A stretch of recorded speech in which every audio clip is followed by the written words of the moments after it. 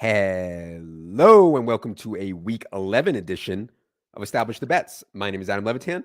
Each and every Friday night this season, I am joined by Matthew Davidow of Tech Prism of The Huddle to talk all things betting, sides, and totals for the season.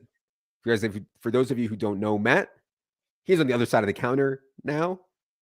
B2B operation, setting lines, taking on all comers. You want to bet? Matt's your man. You want to bet a lot? Matt's your man. How's it going tonight? Good. Good to see you, Adam. I want to go back to last week. Oh, before we get into it, by the way, new states are coming on. Maryland, Ohio are about to be legalized. Don't be a dummy and think you're above bonus whoring. I'm not above bonus whoring. Matt's not above bonus whoring. No one's above bonus whoring.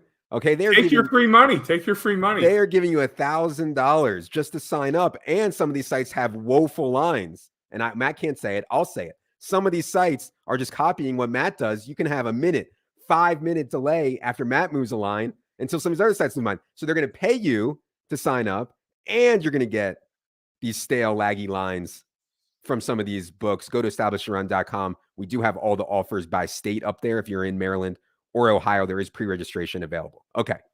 I want to go back to last week for a second here, Matt. I had no idea that Matt Ryan was going to start. And I think I'm pretty tuned into what's going on in the NFL. I hear stuff that maybe isn't even public all the time. I didn't hear one thing about Jeff Saturday going to Sam Ehlinger. However, the line did move a bunch, and maybe the opener was weak or whatever. I saw 6.5 to start. Then I saw 4.5. Did the public or did sharp bettors or did bookmakers or whoever, did people actually know that Matt Ryan was going to end up starting this game? And what do you think happened with that game in general?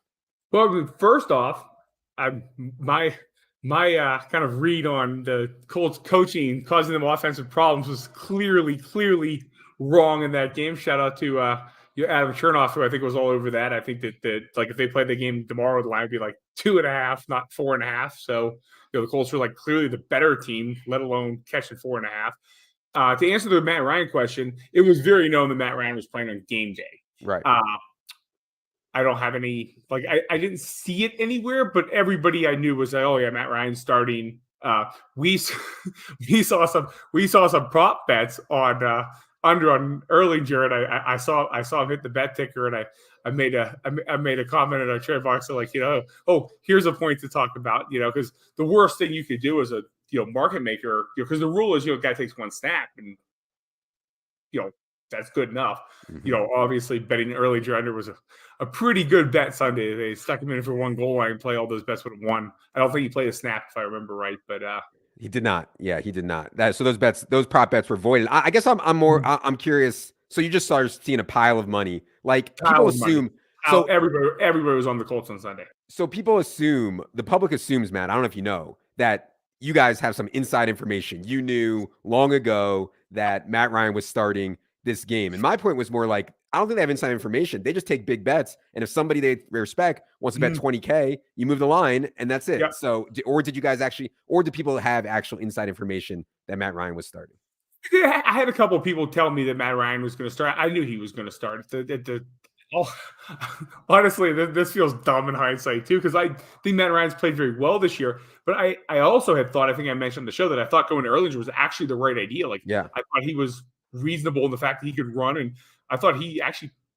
I didn't see the Patriots game. He played okay to good in the Washington game, and I didn't think it mattered much that Ryan started. But I mean, wow.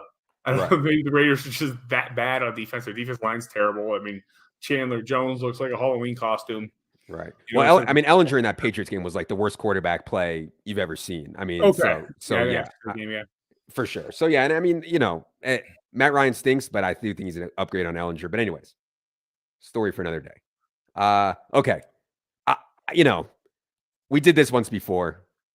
I was right. Matt was wrong. And this was when Atlanta played Cleveland and the total was like 50. And I was like, Matt, when the Falcons are playing Cleveland, we can't have the total at 50, can we? And he was like, no, we can. It came in at like 42 or something. Now they're back at it again. Chicago and Atlanta, two teams that loathe to throw the ball. All they want to do is run. That runs the clock. How do we get 40, 9.5. And I never bet sides and totals ever. You guys made me. I had to unload the clip on under 49.5. I couldn't help it. What is going on with the total in Bears and Falcons? Well, first off, I do think you have a good bet. We have it slightly lower and slightly lower. But let me ask you a couple questions, Adam. Tell me put the Falcons defense 1-32 within 5 seconds. 30. Really? Okay. You're ruining my and, point here. Texans and Lions, I think, are worse.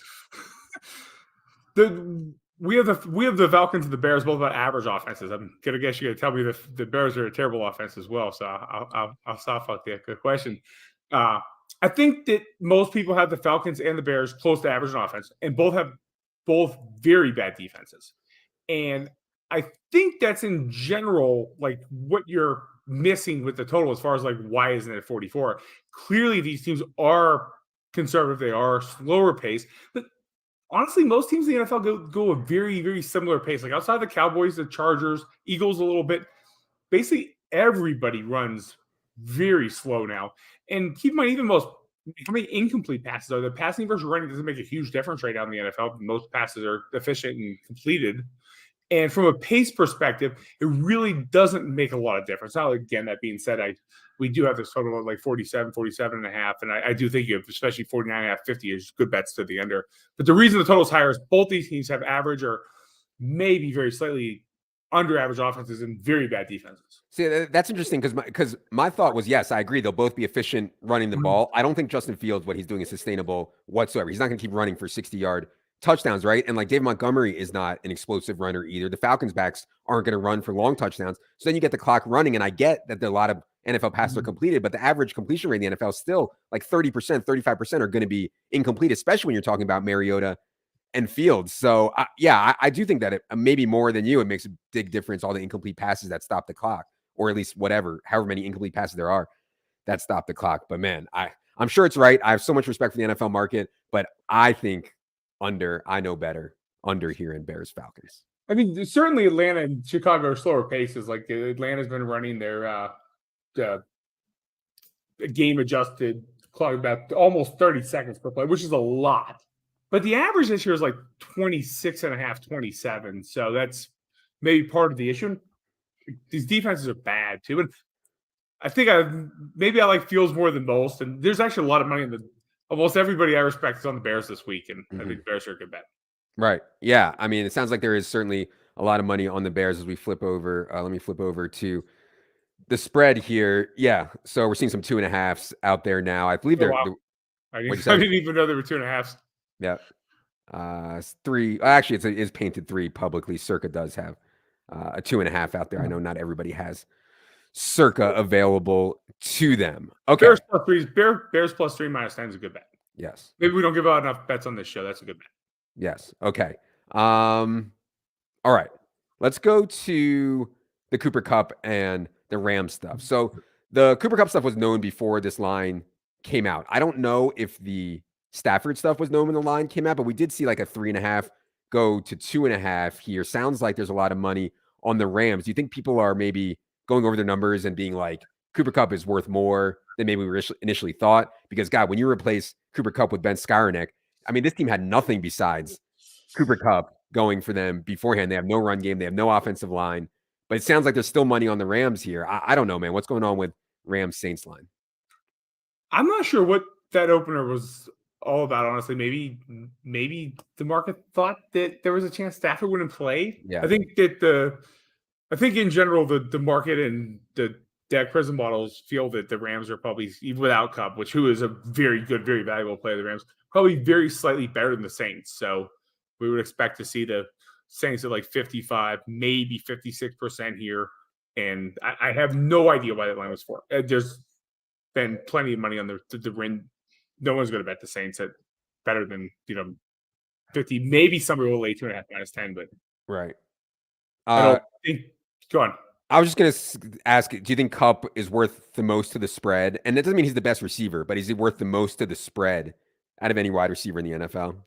Probably, just because the Rams offense based on this offensive line they've been relegated to a screen offense, and Kupp is really good at running with football. Not to mention he can, take any play and break it 80 yards, and those quick quick 3-step, 5-step drop passes. I mean, I think he's insanely valuable, and I still think this line should be 55, 56%. What was out there before was crazy, and this line's not going anywhere from here. Right. Okay. A lot of people, casuals, are going to pull up this week's spreads, and they're going to say, Matt, the Minnesota Vikings are 8-1. They're at home, and they are an underdog to the Dallas Cowboys. I mean, Minnesota fans are incensed at the lack of respect that they are getting in markets right now. By all sharp people, have the Vikings rated, somewhere between like 6th and 10th or whatever in the league. And the Vikings fans are saying, what more do we have to do? We won in Buffalo. We're 8-1.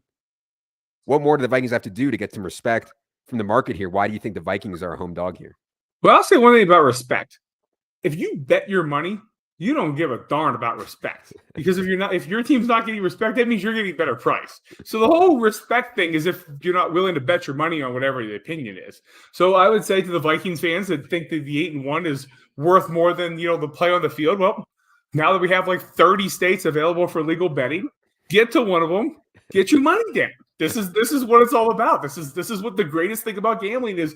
You have an opinion, your team's 8-1. You want to say you're better than the Cowboys. We're at home. Well, we're taking like 40K on the game right now, and I mean, honestly, that limit will go up. You can bet a lot of money on the Vikings if you think that one is wrong. That's my coy answer to the respect thing. Why do you think that the underlying numbers favor the Cowboys here? I guess because there's definitely a lot of metrics that the casual people don't see that goes into this, and obviously to be a favorite on the road, you have to be significantly better in the underlying metrics. For sure.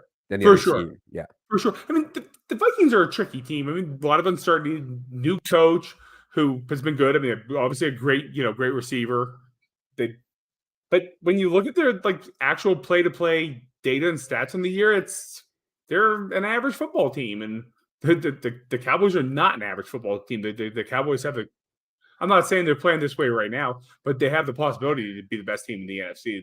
They clearly have more talent, and they're play-by-play numbers for this year are significantly better than the Vikings, and that's why the Cowboys are favorite. And our models actually made the Cowboys a larger favorite than this. Interesting. So have you seen a lot of money on Cowboys? I assume you have. There's been two-way money. There's been Viking money. Yeah, and I mean with Micah Parsons and the defensive line, and then also the offensive line, you could say is now top 5 in the league. Again, also line play is so good for Dallas right now, and getting Dak back as well. Definitely an interesting game there for sure. Cowboys are a very good football team, and the Vikings are an average football team with an 8-1 record. Yep. Okay. Last one I wanted to talk about is this game moving situation. How did you guys handle the Bills Browns situation? I assume, well, our bets I guess the question is, should bets be void? Because I'm not a fan of cancellations ever. I think you make a bet, that bet should stand, and the Deck Prism recommended rules in general is any bet on two teams, that bet is for the next time those two teams play, wherever they play.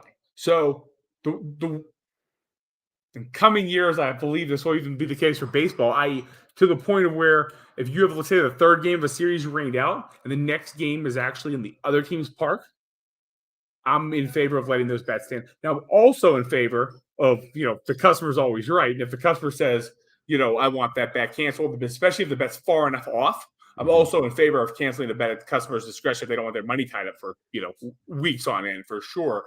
But I think that as a sportsbook operator, we shouldn't be canceling bets. You make a bet, that bet should stand unless they don't play, basically, or the game doesn't end, things like that. I certainly do not think bets should be canceled when the games are moved. And few of our clients actually have these bets standing. Some don't. They always say there's different rules now. I think we'll see more and more and more across the board. Bets will stand unless the customer doesn't want them to, that type of thing. Versus, oh, well, the game's now moved. Rebet your game. The listed pitcher didn't pitch. Rebet your game. Honestly, I think it's a bunch of bullshit. You make a bet, that bet should stand. That ticket goes as written. Okay. Binary result. You pay the winner. You move on. That's our industry. And I like that. That's fine. But in this case, DraftKings actually is on the hook for a ton here because DraftKings rules, and most of the other books, legal books, were not like this. DraftKings rules was if the game gets moved, this is in the house rules, bet stands, which is what Matt is saying. Right. So they hung 43, 42, 41. I know people that were getting 5K, 10K, 20K on the overs there, okay, at 42. Now the bet stands. It's in a dome. Everything's different. Now you see the total up at 49.5. DraftKings is on the hook here for what I assume to be a lot. So I'm guessing people bet under too. Like, I mean, this honestly isn't a ton different to last week's, my diatribe on here we are booking whether Josh Allen's going to play, right? This is kind of the same thing with this total. You're really booking the weather, right? And on one hand, I thought the total was crazy even in Buffalo. Like, I'm looking at the weather, I'm like, okay, it's going to snow a lot, but it's done snowing on Saturday. I was asking our traders, I'm like, is the plow going to break? I'm like, they're going to get the people to the game and not the snow plow? Like, they have 12 hours to get the snow off the field. I was expecting if they played in Buffalo, the total would be, ridiculously low. Now, my take from a market maker perspective is leave the limit low enough that you take the bet, you move the line, and you do that in such a way that you're able to balance your action. You say the DraftKings, look, it's very possible the DraftKings did well on this. Plenty of people that bet under. We certainly took nothing but under bets, despite, again, most of our clients having the rule that those bets now stand with a total of 49 in the dome. And I don't think it's I think the Josh Allen thing is a much bigger deal. Why? Well, everybody knew exactly the status of this, right? You can watch the weather. It was not like a few people. There's not some guy in the clouds that just knows how much it's going to snow or what the weather is going to be at the game. So the difference between the Josh Allen thing is some people actually knew that information, right?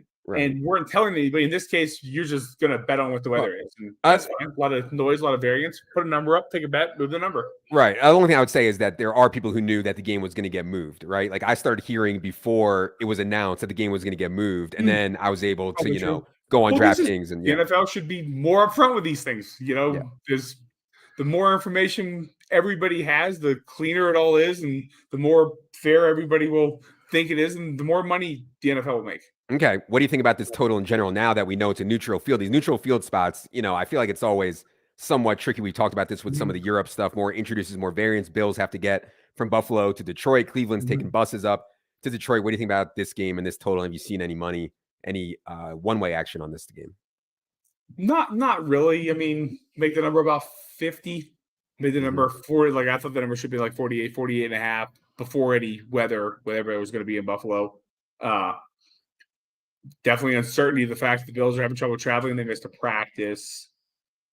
But they've also lost a couple straight games. And sometimes I have a very unproven, very anecdotal theory that if you have a team with talent that is running bad or, they're struggling, they're catching some negative variances the Bills had the last couple weeks. I mean, the Bills basically kicked the Vikings' ass last week and still lost, right? And sometimes it's maybe better to have this type of thing happen. Miss a practice to where you're not quite so you're less stressed. The weight's not on your shoulders. You're not like, oh my God, what do I do here? What do I do here? You can just go out and play. Like, here's some basic plays. Go out and run them, and that might really help us. You got Josh Allen, Stephon Diggs. I mean, obviously the talents on the Buffalo side that could work in their favor that they're kind of missing their normal week here. Yeah, it looks like mostly 7.5s out there. Looks like you guys are at 8 though, so leaning a little bit towards Buffalo, it sounds like. Yeah, I mean, there's no intentional lean or anything. I mean, those numbers are close. I think Pinnacle's like 8.5, if I remember right. I was about to look. I hadn't seen it since this morning, but I think this number 8, 8.5, 9, 9.5. I mean, Pinnacle's at 7.5 minus 109 right now. That's like 8, right? Yeah, like the 8's worth like 2%. So like 7.5 to 8.5 is worth like 8 to 9 cents total. So like if you see Adam saying like their Pinnacle median number is like basically saying that the Buffalo Bills will cover 7.5 51% of the time. Well, if they'll cover 7.5 51% of the time and the 8 lands 2 total percent, then like 8 will land 50%. That's where I was kind of getting my number from. Yep. All right. Perfect. That is going to do it for the Week 10 betting show. Appreciate you all being here. Be sure you're following Matt on Twitter for his controversial hot takes on quarterbacks and betting industry stuff at Davidow Matthew. Oh, and in-game coaching. Those are the most controversial tweets that Matt makes. The in-game coaching decisions, field goals, punts, fourth down decisions. People love those decisions and what Matt's models have for what the coaches should have done and how it affects their win probability. Those tweets, Matt, those are I only tweet the real controversial ones anymore too. Like I tweeted the one about them scoring on purpose because I thought people were going to really disagree with that one. Oh yeah. When people love getting steamed up about coaching decisions. So follow Matt Davidow Matthew on Twitter. Appreciate the time, Matt. For Matthew, for producer Adam, I am Adam. Good luck, everybody.